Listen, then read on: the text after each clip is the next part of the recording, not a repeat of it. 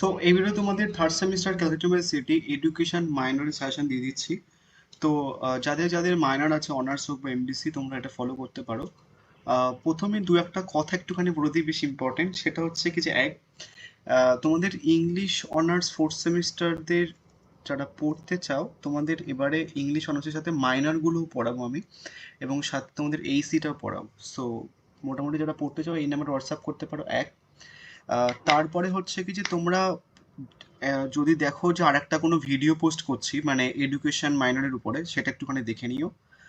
আর আরেকটা কথা হচ্ছে কি তোমাদের আমি লাস্টের দিকে আরেকটা প্ল্যানিং বলবো, যদিও কম প্রশ্ন রেখেছি, ওই প্ল্যানিংটা অ্যাপ্লাই করলে কাইন্ড অফ আরো কম প্রশ্ন পড়তে হবে। সো এই ইম্পর্টেন্ট কথাগুলো একটুখানি শুনে নিয়েছো আই থিঙ্ক। তো চলো এবার তোমাদের তিনটে চ্যাপ্টার রয়েছে, প্রত্যেকটা চ্যাপ্টার থেকে আমি 5 এবং 10 মার্কস রেখেছি। যারা সিলেবাস যেমন একটুখানি বলে দিই, তোমাদের 10 মার্কসের 4টে প্রশ্ন আসবে, 3টে করতে হবে।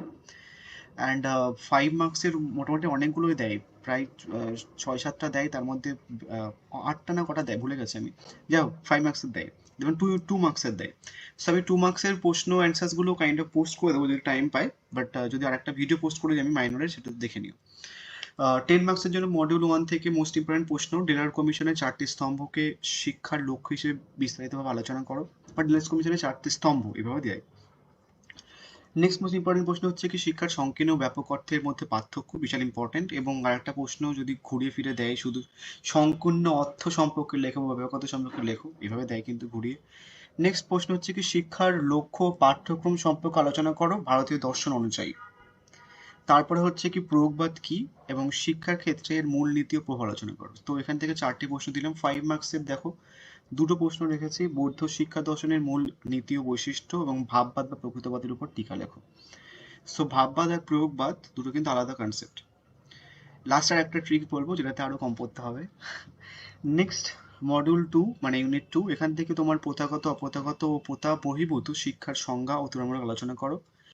নেক্সট বিশাল বিশাল ইম্পর্টেন্ট এই প্রশ্নটা, শিক্ষার বংশগতি ও পরিবেশের প্রভাব আলোচনা করো। নেক্সট হচ্ছে কি তোমার পাঠ্যক্রমের সংজ্ঞা দাও এবং এর বিভিন্ন প্রকারভেদ আলোচনা করো। তারপর আসছে হচ্ছে কি তোমার একজন আদর্শ শিক্ষকের গুণাবলী দায়িত্ব ব্যাখ্যা করো। এবং এই আদর্শ শিক্ষককে না দিয়ে একটা প্রকৃত শিক্ষক দিয়ে দিল, বা কোন একটা শিক্ষকের গুণাবলী দিয়ে দিল, তো ঘুরে ফিরে দেয় প্রশ্নটা, দেখে নিও। 5 মার্কসের প্রশ্ন দেখো এই মডিউল থেকে। সহপাঠ্যক্রমিক কার্যাবলী, শিশু শিক্ষার, পরিবার ও গণমাধ্যমের ভূমিকা এবং প্রথাগত ও প্রথা বহির্ভূত শিক্ষার মধ্যে 3টি পার্থক্য। আমি তোমাদের এডিট করার সময় মানে কোন একটা চ্যাপ্টারের প্রশ্ন কোন একটা চ্যাপ্টারে ঢুকে গেছে, আমি বলে দিচ্ছি। নেক্সট মডিউল 3 থেকে তোমরা হচ্ছে কি যে কি পড়বে, কিন্ডারগার্টেন ও মন্তেসরি বা পদ্ধতির বৈশিষ্ট্য, তাদের মধ্যে তুলনা, মানে এদের বৈশিষ্ট্য পড়তে হবে এবং এদের পার্থক্য পড়তে হবে। নেক্সট হচ্ছে কি প্রজেক্ট পদ্ধতি কি, এর ধাপ ও সুবিধা অসুবিধা লেখো। নেক্সট ইম্পর্টেন্ট প্রশ্ন, এটা হচ্ছে কি এই প্রশ্নটা বিশাল ইম্পর্টেন্ট, সহ পাঠ্যক্রমিক কার্যাবলী সংজ্ঞা ও শিক্ষার্থীর সর্বাঙ্গীন বিকাশের গুরুত্ব লেখো। নেক্সট হচ্ছে খেলা ও কাজের মধ্যে পার্থক্য নিরূপণ করো। 5 মার্কস দেখো। 5 মার্কস হচ্ছে শিশু কেন্দ্রীয় শিক্ষার তাৎপর্য, বৈশিষ্ট্য এবং প্রজেক্ট পদ্ধতির গুণাবলী। এবার যে ট্রিক যেটা বলছি তোমাদের, শোনো। অ্যাকচুয়ালি তোমাদের টোটাল 10 মার্কসের প্রশ্ন আসে 4টে। সো 4টে প্রশ্নের মধ্যে থেকে কোনো একটা চ্যাপ্টার থেকে দুটো প্রশ্ন দেয়। এবার সেটা মোস্টলি ফার্স্ট চ্যাপ্টার থেকে নইলে লাস্ট চ্যাপ্টার থেকে হচ্ছে দুটো প্রশ্ন দেয়। এবার ডিপেন্ড করছে যে কোন চ্যাপ্টারটা একটুখানি বড়, তোমরা যারা সিলেবাস জানো বুঝতে পারবে যে কোন চ্যাপ্টারটা বড়। মোটামুটি হচ্ছে কি যে ফার্স্ট চ্যাপ্টারটা বড় অ্যান্ড লাস্ট চ্যাপ্টারটা বড়, মিডলের চ্যাপ্টারটা দুটো টপিক আছে। সো বেসিক্যালি হয় কি যে প্রথম চ্যাপ্টার থেকে দুটো প্রশ্ন দেয়, নইলে লাস্ট চ্যাপ্টার থেকে দুটো প্রশ্ন দেয়। তো তুমি এক কাজ করতে পারো, আম, যে কোনো দুটো চ্যাপ্টারের 10 মার্কসের প্রশ্নগুলো ভালো করে করে যাও, নেক্সট আরেকটা চ্যাপ্টারের শুধু 5 মার্কস করে দাও, তাহলে হবে। বা হয়তো ধরো তুমি সেকেন্ড চ্যাপ্টারের কথা বলছি, তো সেকেন্ড চ্যাপ্টারের মধ্যে হচ্ছে কি তোমাদের এই দুটো প্রশ্ন বিশাল ইম্পর্টেন্ট, মানে এই দুটো প্রশ্ন বিশাল ইম্পর্টেন্ট এবং এই প্রশ্নটা 5 মার্কসের জন্য ইম্পর্টেন্ট। সো তুমি এটা বাদও দিতে পারো, ঠিক আছে না? তো একটা চ্যাপ্টার মানে যে সাবমিট করা যায়, মানে বাদ দেওয়া যায়।